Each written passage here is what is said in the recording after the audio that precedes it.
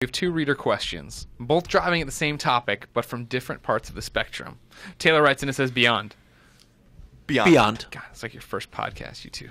He says, I picked up We the were Vita leaning, we were Slim leaning. Borderlands 2 bundle last weekend. I'm loving the experience so far. My question is, if Borderlands turns out to be a successful experiment for Sony, what other big titles do you think would have a shot to make their way to the Vita? Meanwhile, Charlie Gadsden writes in and says, Beyond. Beyond. It's no secret that there are many developers with their eye on how well Borderlands Vita does. After IGN has posted its mediocre score of the game and word of mouth spreads about its mediocrity, it's only natural to ask, is Borderlands Vita the last AAA game on Sony's handheld? Well, I think we've already seen a little bit of. Help me out here a little bit, Colin. We saw a story we had a story out this week about someone at Sony discussing that the economics of AAA just don't work. This was, I thought it was somebody from Xbox, wasn't it, Spencer? Said something to this effect earlier this week too, that there was no economy for AAA games on Vita. Yeah, maybe that's what it was. I'm blanking on where the story came out of or who it was. I'm not sure I saw that.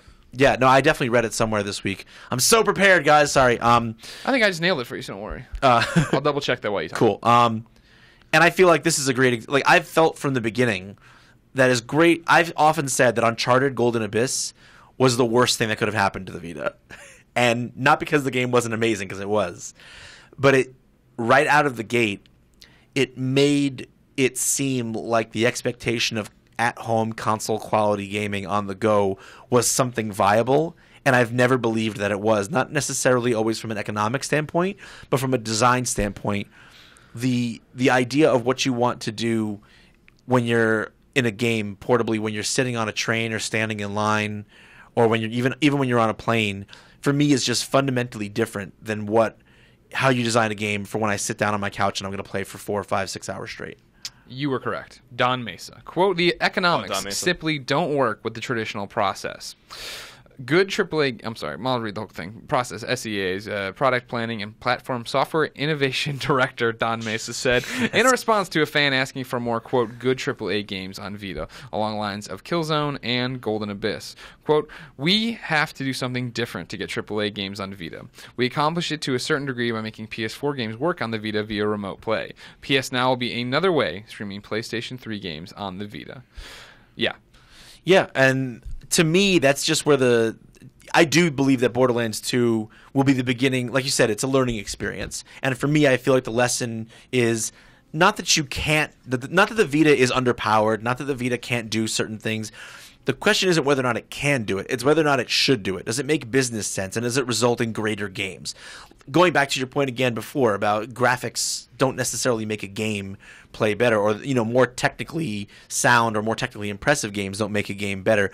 The highest review I've given out, the second highest review now that I've given out all the time I've been writing reviews for IGN was for Stealth Inc. Stealth Inc. I knew it was gonna be Stealth Inc. Yeah, it was for Stealth Inc., which is a 2D side-scrolling platform puzzler that's technically very basic, but artistically very recognizable and interesting in terms of the way the art design works.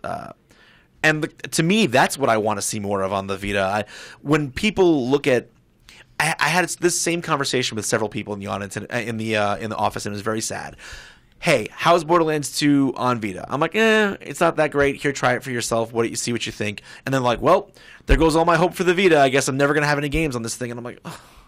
There's so many games. There's so many games on this system. There's so many good small scale, indie, and not just non-indie, just smaller scale games that are designed from the ground up to be portable experiences. And that's what I want on a portable system. I don't need, a AAA 20-hour adventure. This goes back, I think, to a couple things, and it's again a little bit marketing and salesmanship, right? The Vita was pitched as a console in your pocket. It's the console experience. You finally get your two sticks, and that's what people got hung up on. And it's similar to the PlayStation Move thing, but it's weird because the PlayStation Move, right, is great when it's a game built from the ground up for it. Vita games are great when they're built from the ground up for it. But the problem is the games that are great on Vita aren't the games you were pitched originally. They aren't the console experience for the most part, right? Yeah, there's a few, but not many. And I think, so to answer one of the guys' questions, which was like, is this the last AAA game we're going to get on Vita? Absolutely not. Like, first party will release more games.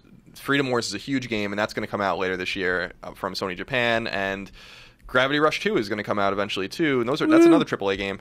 And I think there'll be more. I think there's going to be more third-party AAA games. I think you could see, and this is not.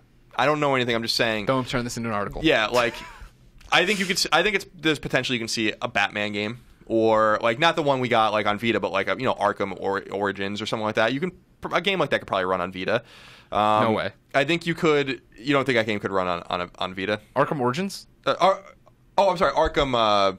Yeah, the third game, Arkham, the one that came out last year. A giant open world Batman game? That's not a huge open world. It's bigger than Batman Arkham City was. Yeah, but that's not.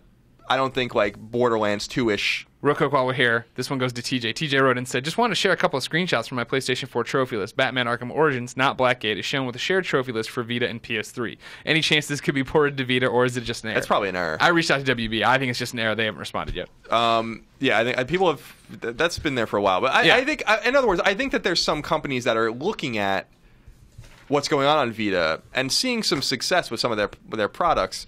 Like the Lego games keep coming to Vita. They wouldn't do that if that wasn't the case. Atelier games keep coming to Vita. They wouldn't keep releasing those. So there's some success with some of these more mid-tier and some higher tier games. But I agree. I think the system will be mostly relegated to indies and JRPGs and all these kinds of things, which is fantastic to me because indie is not a bad word to me like it is to other people for whatever reason. And but I do agree that it also is about the time and money that a company has or a developer has and the talent at that developer. And Iron Galaxy is a good developer, but they are not Sony Bend and they are not Guerrilla, and like those were first party studios with lots of knowledge and know-how with the Vita and time to make their games.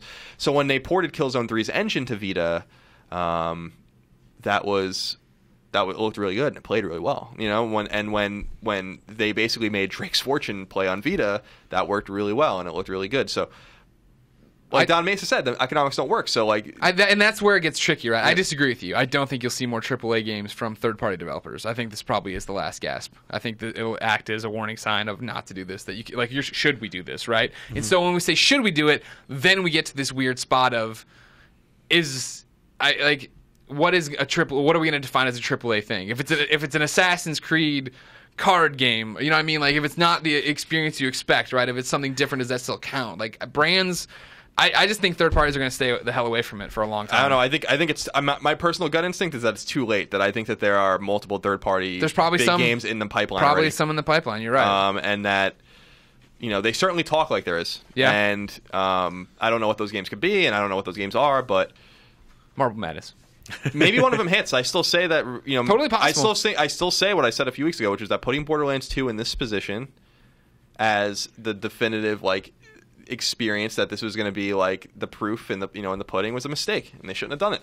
If they just released Borderlands 2 as a game and it wasn't very good, that was different. Bundling it with the Slim was a bad idea, and well, see, that's the weird thing about it. When I go back to Taylor's question, Taylor was the first question, right? What other could this be like? More big console games coming? A lot of people are buying this bundle. You know what I mean? Yep. And if they see the numbers on that, and the fan response is mainly, hey, this wasn't bad. We're fine with it. You know what I mean? Like, review scores don't mean shit to anybody if the game sells through the roof, right? That's we true. got another Naughty Bear. Jesus God. You know what I mean? Like, right, we got a second Naughty Bear. Thank God. Yeah. I reviewed it. That was a game with frame rate problems. Yeah. Oh, my gosh, yeah. That was a game that the frame rate affected the gameplay. Yeah.